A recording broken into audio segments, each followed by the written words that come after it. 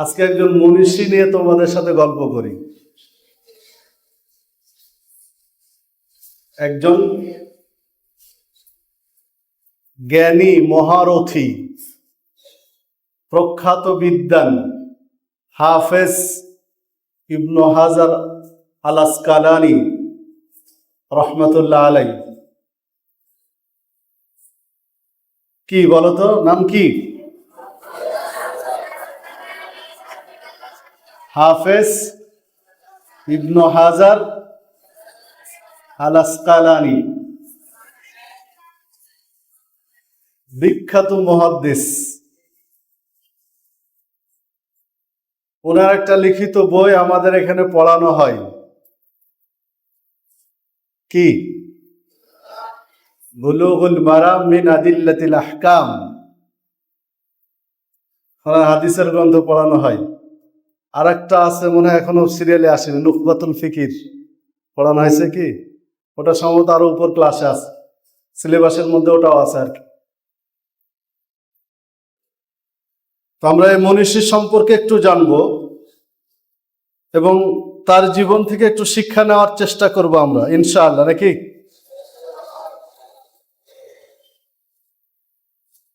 তেরোশো ৭২ খ্রিস্টাব্দে তিনি জন্মগ্রহণ করেছেন। 773 হিজরি, 1372 খ্রিস্টাব্দ, 773 হিজরি, মানে এখন থেকে প্রায় 750 বছর আগে জন্মগ্রহণ করেছেন। এখন থেকে প্রায় কত বছর আগে? 750 বছর আগে। তো এই মহান মনীষী জন্মগ্রহণ করে 4 বছর বয়সে অল্প সময়ের ব্যবধানে মা বাবা উভয়কে হারান। যখন বয়স 4 বছর, কিছু সময়ের ব্যবধানে মাকেও হারান বাবাকেও হারান, মানে একেবারে দুই দিক থেকে এতিম। বাবা হারালে, বাবা মারা গেলে এতিম, তাই না? তো বাবাও মারা গেছেন, মাও মারা গেছেন একেবারে ছোট বয়সেই। 4 বছর মানে কি কতটুকু? তো বাবা মা হারা এই এতিম মানুষটি পৃথিবী কাঁপানো একজন বিদ্বান। তো তিনি ছোট, বাবা মারা যাওয়ার সময় একজন বিশিষ্ট ব্যবসায়ী, তার বাবার বন্ধু, বিশিষ্ট ব্যবসায়ীকে ওসিয়ত করে গেছিলেন যে ভাই আমার এই ছোট বাচ্চাটা রেখে যাচ্ছি, যদি মারা যায় তো একটু বাচ্চাটার দিকে খেয়াল রাখেন, তার পড়াশোনা মানুষ করা একটু খেয়াল রাখেন। পাশাপাশি আর একজন শেখ ইবনুল কাত্তান ওনাকেও বলেছিলেন যে আমার ছেলেটার দিকে একটু খেয়াল রাখেন, যদি মারা যায় আল্লাহ তুলে নেন তো একটু খেয়াল রাখেন। দুইজন ব্যক্তিকে, একজন ব্যবসায়ী বন্ধু মানুষ আর একজন বিদ্বান, একজন শেখকে বলেছিলেন। তো যখন 4 বছর বয়স উনি মারা গেল, ছেলের বয়স 4, তখন মারা গেলেন, দুনিয়া থেকে চলে গেলেন। কিছুদিন পরে মাও মারা গেলেন, তাহলে আর থাকলোই কে? ওই যে ব্যবসায়ী বন্ধু, উনি মূলত দেখাশোনা করেছেন, তার পড়াশোনার খরচ বহন করেছেন। শুরুটা উনি করলেন। 5 বছর বয়স যখন, তখন তাকে পড়াশোনার জন্য ভর্তি করালেন। 5 বছর বয়স। যখন বয়স 9 বছর, তখন কোরআনের হাফেজ সে। কয় বছরে? 9 বছরে।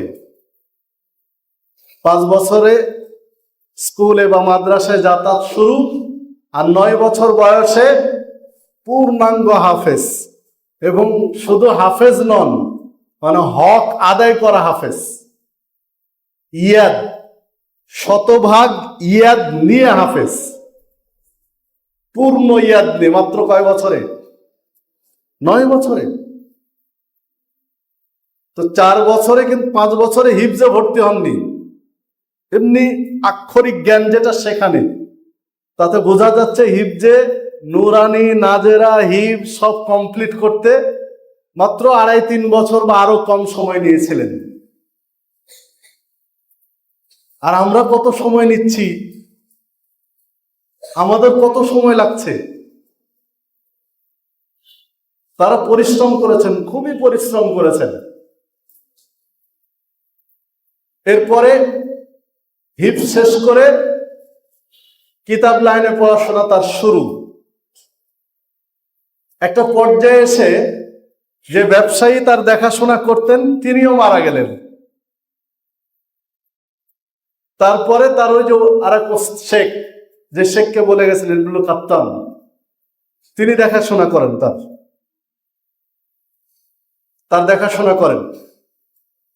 তো উনি শুধু কোরআনের হাফেজ না, হাফেজে হাদিস বলা হয়। 30 পারা কোরআন মাজিদ হিফজ করলে কি বলা হয়? হাফেজে কোরআন, কোরআনের হাফেজ। আর হাফেজে হাদিস অন্তত 1 লক্ষ হাদিস মুখস্থ থাকতে হবে। কত? 1 লক্ষ হাদিস মুখস্থ থাকতে হবে, সানাদ এবং মতন দুটোই। সাহালরা একটু বুঝতে পারবে সানাদ, নাকি? সানাদ বুঝো তো? মানে যে রাবি, ওনার 700 হিজরির পরের ঘটনা, ধরে নাও পড়াশোনার সময় 773 হিজরি, মানে আর এর সাথে আরো 15 বছর যোগ দাও, সব মিলিয়ে 800 হিজরি এই পড়াশোনার হাফেজ হিফজ করার সময়। তো 800 হিজরি মানে কি? আল্লাহ রাসূল সাল্লাল্লাহু আলাইহি ওয়াসাল্লাম মারা গেছেন কত হিজরিতে? কে বলতে পারে? হিজরি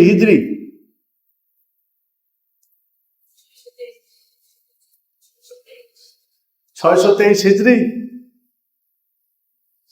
তা কি করে হয়?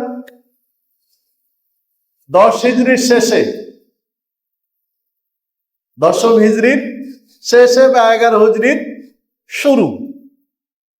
তাহলে 800 হিজরি মানে আল্লাহ রাসূল সাল্লাল্লাহু আলাইহি ওয়াসাল্লামের মৃত্যুর কত বছর পরে? 790 বছর পরে। তো এই 790 বছর বা যে সময়তে হাদিস সংকলন শুরু হয়েছে সেই সময় 250-300 বছর পর্যায়ক্রমে আল্লাহ রাসূল সাল্লাল্লাহু আলাইহি ওয়াসাল্লামের কাছ থেকে কে শুনেছে, তার কাছ থেকে কে শুনেছে, তার কাছ থেকে কে শুনেছে, তার কাছ থেকে, এই যে সানাদ, মানে প্রত্যেকটা হাদিসের যদি 1 লক্ষ হাদিস হয় তাহলে 1 লক্ষ হাদিসের গড়ে 4টা বা 5টা করে রাবি ধরো, অন্তত মিনিমাম 5টা রাবি গড়। 5টা রাবি হলে কতগুলো নাম হয়? 15 লক্ষ নাম। 15 লক্ষ নাম কোন রাবির পরে কে, কোন হাদিসে কোন রাবির পরে কে। আমরা 4টা 5টা কি 100 নাম মনে রাখতে পারি না। 100 নাম মনে রাখতে হিমশিম খায়। কতগুলো নাম? 15 লক্ষ নাম, প্রায় কাছাকাছি, কিছু কম বেশি। মানে হাদিস প্রায় লক্ষাধিক হাদিস তিনি হিফজ করেছেন, যার কারণে হাফেজে হাদিস বলা হয় তাকে। শুধু কোরআনের হাফেজ না, কোরআনের হাফেজ হচ্ছেন কয় বছরে? 9 বছরে। 9 বছর বয়সে কোরআনের হাফেজ। তারপরে কিতাব লাইনে পড়াশোনা শুরু দিয়ে হাদিসের হিফজ করা শুরু করলেন। সবচেয়ে আশ্চর্যের বিষয় যেটা ওনার, সহিহ মুসলিম, সহিহ বুখারী, কোরআন মাজিদের পরে সহিহুল বুখারী, তারপর সহিহ মুসলিম। সহিহ মুসলিমটা তিনি হিফজ করে ওস্তাদকে শুনিয়েছিলেন 2 দিনে, মাত্র 4টা বৈঠকে। 2 দিনে মাত্র 4 বৈঠকে সহিহ মুসলিম শুনিয়েছে ওস্তাদকে। মানে অবাক লাগে দেখে যে মেধা না সুপার কম্পিউটার এগুলো। তো মাত্র 4টা বৈঠকে 2 দিনে ওস্তাদকে সহিহ মুসলিম শুনিয়েছিলেন হাফেজ ইবনে হাজার আসকালানী।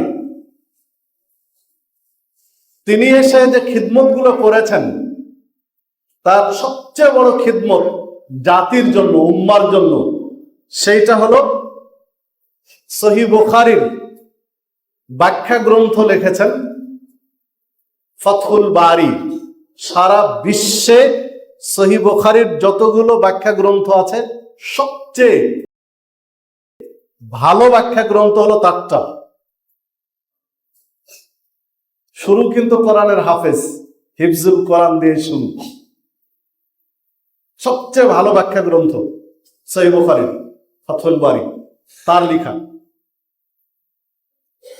তো এইখানে আমাদের যেটা শিক্ষণীয় বিষয়, আমাদের যেটা একটু ভাবার বিষয়, তারপর আরো অনেক খিদমত আছে, প্রায় 1.5 শতাধিক লিখনী বই আছে তার, সব সাইডে কম বেশি তার লিখনী আছে। উলুমুল কোরআনের উপরে, উলুমুল হাদিসের উপরে, তারপরে উসুলের উপরে, ফিকহের উপরে, নানান ধরনের বই তিনি প্রায় 1.5 শতাধিক বই লিখেছেন। তো এই যে জ্ঞান, এত জ্ঞান কিভাবে সম্ভব, কিভাবে পেলেন, এই নিয়ে বিদ্বানগণ, বিশ্লেষকগণ কিছু আলোচনা করেছেন, বিশ্লেষণ করেছেন যে এত জ্ঞানের পিছনে কারণ কি। বাবা নেই, মাও নেই, স্কুলে ভর্তি হওয়ার আগে, মাদ্রাসায় ভর্তি হওয়ার আগে মা বাবা দুটোই হারিয়েছেন, অথচ তার এত জ্ঞান কিভাবে আসলো, কিভাবে পেলেন। তো এইখানে বিদ্বানগণ যে বিশ্লেষণগুলো করেছেন, তার মধ্যে একটা হলো যে অত্যন্ত পরহেজগার ছিলেন। তাকওয়া এবং পরহেজগারিতা এত বেশি ছিল যে ওই বয়সে সমসাময়িক আর যারা ছিল তাদের বন্ধু বান্ধব, ওই রকম তাকওয়া পরহেজগারিতা তাদের মধ্যে মানে দেখা যেত না, ওনার মধ্যে যেটা দেখা যেত। তো তাকওয়া পরহেজগারিতা হিফজ করেছেন মাত্র 9 বছরে, মানে তাকওয়া পরহেজগারিতা তখন একদম বাচ্চা বয়স থেকেই, যার কারণে আল্লাহ ঢেলে দিয়েছেন। আল্লাহকে সন্তুষ্ট করার চেষ্টা করেছেন উনি, আল্লাহ তার মেধা ঢেলে দিয়েছেন। না হলে 2 দিনে 4 বৈঠকে সহিহ মুসলিমের মতো একটা গ্রন্থ ওস্তাদকে শোনাবে হিফজ করে, হিফজ করতে হয়তো একটু সময় নিয়েছেন, কিন্তু মাত্র 4 বৈঠকে 2 দিনে হিফজ শুনিয়ে দিয়েছেন সহিহ মুসলিম গোলাটাই, যেটা অবাক করার মতো। তো তাকওয়া পরহেজগারিতা ছিল ওনার অত্যন্ত বেশি। দ্বিতীয়ত খুবই পরিশ্রমী ছিলেন, খুবই পরিশ্রম করতেন। তৃতীয়ত সময় অপচয় করতেন না উনি সময় অপচয় করতেন না, সময়কে কাজে লাগাতেন। কাজে লাগানোর মাধ্যম ওনার 2টা ছিল, যেটা বিদ্বানগণ বলছেন। একটা হলো একটু সময় পেলে উনি সালাত, সময় পেয়েছেন 2 রাকাত সালাত আদায় করতেন সময় নিয়ে, লম্বা করে, মানে আল্লাহর কাছে চাইতেন, পাশাপাশি পড়াশোনা করতেন, সময় পেলে পড়াশোনা করতেন। একজন বিদ্বান লিখেছেন যে উনি যে রুমে থাকতেন, যেখানে পড়াশোনা করতেন, যে রুমে থাকতেন, তো এই রুমে চাবি আনতে ভুলে গেছেন, বাড়িতে চাবি রেখে চলে এসেছেন, বাড়ি গিয়েছিলেন, চাবি আনতে ভুলে গেছেন। তো বাড়ি থেকে মাদ্রাসা একটু দূরে, চাবি আবার আনতে যাবে, করবে, অনেক সময়ের ব্যাপার। তখন তো এরকম যানবাহন ছিল না। তো রুমটা খুলতে হবে, তালা ভাঙার জন্য মিস্ত্রি আনা হয়েছে, তালা ভাঙছেন। তো এই যে তালা ভাঙতে মিস্ত্রি আসছে, তালা ভাঙবে, উনি কি করলেন, ওযু করে সালাতে দাঁড়ালেন। মানে মিস্ত্রি এসে যে তালা ভেঙে রুমটা ঢোকার পরিবেশ করবে, এই সময়টুকু উনি কাজে লাগালেন কিসের মাধ্যমে? সালাতের মাধ্যমে। ওয়াস্তাঈনু কি বিসসবরি ওয়াসসালাহ, আল্লাহর কাছে চাও ধৈর্য এবং সালাতের মাধ্যমে। এটা কোরআনে আয়াত, আল্লাহ বলেছেন বিপদ আপদ মুসিবত যা আছে চাও কি? ধৈর্য, সালাতের মাধ্যমে। এটা একটা সমস্যা, তালা ভাঙতে হবে, চাবি ছেড়ে চলে আসছে, কাকে বলবো? দায়িত্বশীল বলেছে আমরা ব্যবস্থা করছে, উনি চাচ্ছেন আল্লাহর কাছে যে আল্লাহ তুমি ব্যবস্থা করো। তো ধৈর্য এবং সালাতের মাধ্যমে আল্লাহর কাছে চাইতে বলেছেন। রাসূলুল্লাহ সাল্লাল্লাহু আলাইহি ওয়াসাল্লাম বলেছেন ইজা সাআলতা ফাসআলিল্লাহ, যদি কিছু চাওয়ার দরকার হয় সেটা আল্লাহর কাছে চাও। ওয়াইদাস্তানতা ফাস্তাইন বিল্লাহ, সাহায্য সহযোগিতা লাগলে সেটা আগে আল্লাহকে বলো। রাসূলুল্লাহ সাল্লাল্লাহু আলাইহি ওয়াসাল্লাম অন্য হাদিসে বলেছেন যে জুতার ফিতা যদি ছুটে যায়, খুলে যায়, নষ্ট হয়ে যায়, ছিঁড়ে যায়, স্যান্ডেলের ফিতা ছিঁড়ে গেছে, তাহলে সেটাও আগে কার কাছে চাও? কাকে বলো? আল্লাহকে। আল্লাহ সুবহানাহু বলেছে। আল্লাহ এসে কি ঠিক করে দিবেন জুতার ফিতা? না, আল্লাহ একটা ব্যবস্থা করে দিবেন। আল্লাহ এসে তোমার জুতার ফিতা ঠিক করবেন না, কি করবেন? আল্লাহ একটা ব্যবস্থা করে দিবেন, কারণ আল্লাহ পারেন। কিভাবে করবেন এটা আমরা জানি না, তাই তো আল্লাহু আকবার, তিনি সবচেয়ে বড়।